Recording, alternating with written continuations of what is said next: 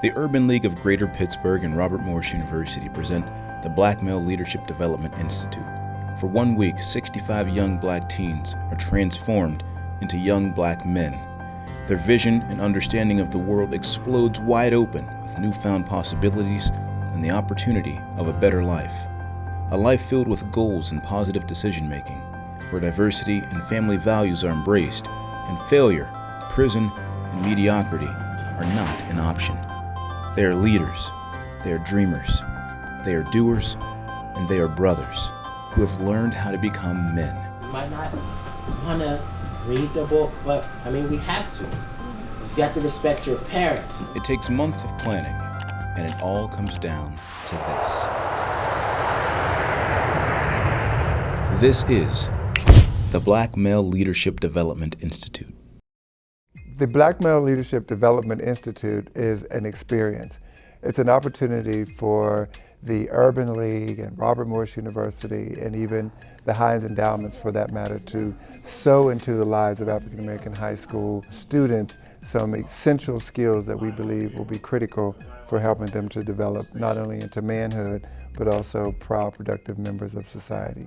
A lot of the students are deeply engaged by the presenters and by the series of people that we have coming in to present to them. They see a lot of powerful, strong, articulate, educated, focused black men presenting to them who also know how to talk to them. The more you work at it, the easier it gets, just like push-ups. When you first started doing your push-ups, was it easy when you first started doing it? No.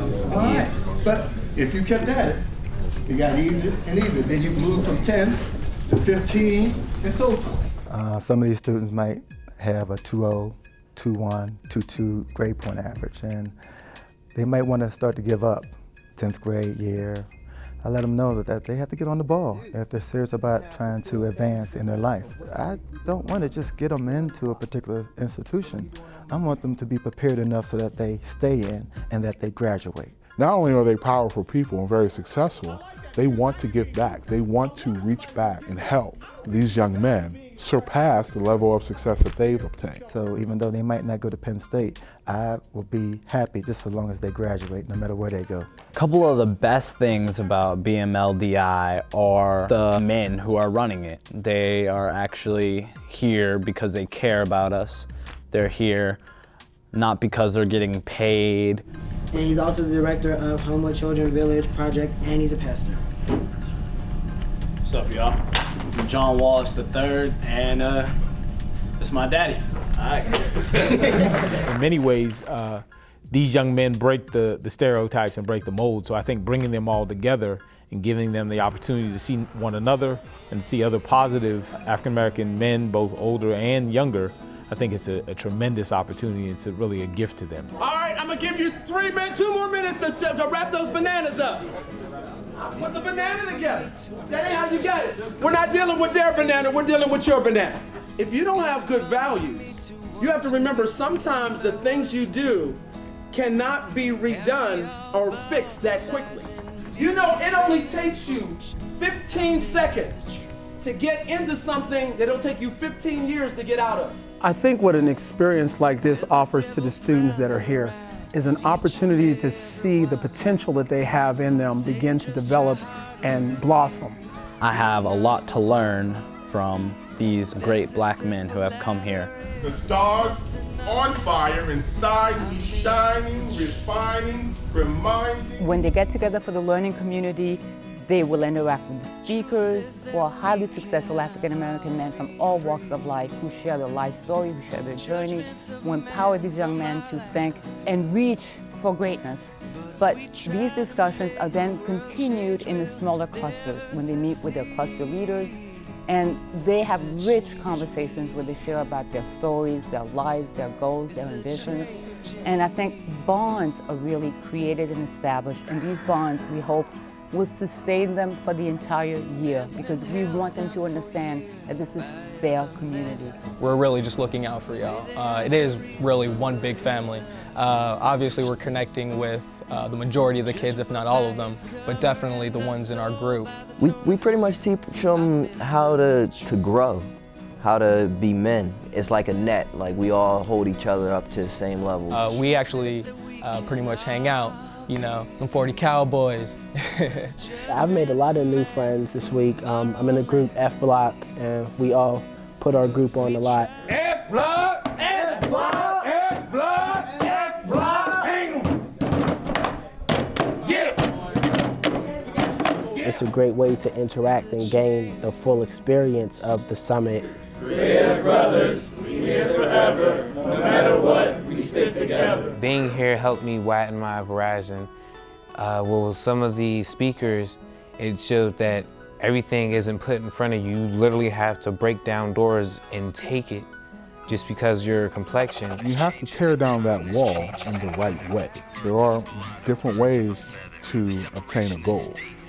There's the fast way, there's the easy way, then there's the right way. If you do things the right way, you only have to do them once. You will succeed. You have to have the determination and desire. You have to surround yourself with people who are doing the kind of work that you want to do, and they'll be happy to show you how to succeed. You can and you will. One of the things that I absolutely loved about this week was the trip to the charter school. They have been listening to presenters talk all week about leadership skills, what it takes, how to become a leader, how to step up your game. And we gave an opportunity to actually model that. Respect adults. Respect other people's property. So they went to the Urban League Charter School and talked to second graders, third graders, fourth graders, fifth graders. And I saw these young men really blossom because they were being looked up to. 36. 38. 40. 42. If not this week, at some point in the near future, they'll wake up one day and say, I get it. You know, I'm a man, I'm a black man, I'm a leader. The recession, make that guap, and my parents' bills lessen. Hello, good morning, Mr. Corporate. Are you listening? It's slowly the prince from the home of the champions. Pittsburgh, Pennsylvania, baby, we still here. After we took the cup, you all disappeared. I understand now, you all just scared to put us on the map. Hello, good morning, Mr. Disappointment. Leadership is not about me and what I can get for myself. Leadership is ultimately about how do I serve others. Black male leadership is the ability to develop and maintain cultural and community direction while aligning others towards a common goal and motivating them to action, and also provoking them to achieve personal and organizational transformation. In 2009, the Pittsburgh Promise required that seniors who wanted to be eligible for the scholarship needed to have at least a 2.25 GPA. Now I'm thinking to myself, how am I going to get to a 2.25 and I got a 1.7? So when Salim had came to Oliver, he said at that point in time, if you had a 1.7 GPA, you could still get that scholarship. Now I'm thinking, oh. In my senior year, I worked my butt off, you guys. I had a 2.28, 0.03 above the requirement needed to get the scholarship. An event like this gives our young people the opportunity just to kind of think a little bit about this great big world in which they find themselves, where not everybody looks like them, not everybody thinks like them, or talks like them, or behaves like them, or believes like them, but everybody is beautiful like them. The question is not whether or not you're a genius. The question is whether or not you were able to identify the genius in you. I've had the opportunity to interact with some guys who are the best and the brightest, and it's my hope and my prayer that the genius in them will be identified and ultimately nurtured. And that's our task and that's our mission. Our climb will be steep. We may not get there in 1 year or even in one term, but America, I have never been more hopeful than I am tonight that we will get there. I promise you, we as a people will get there. And out of many, we are one. That while we breathe, we hope. And where we are met with cynicism and doubt, and those who tell us that we can't, we will respond with that timeless creed that sums up the spirit of a people. Yes, we can. Thank you. God bless you. And may God bless the United States of America.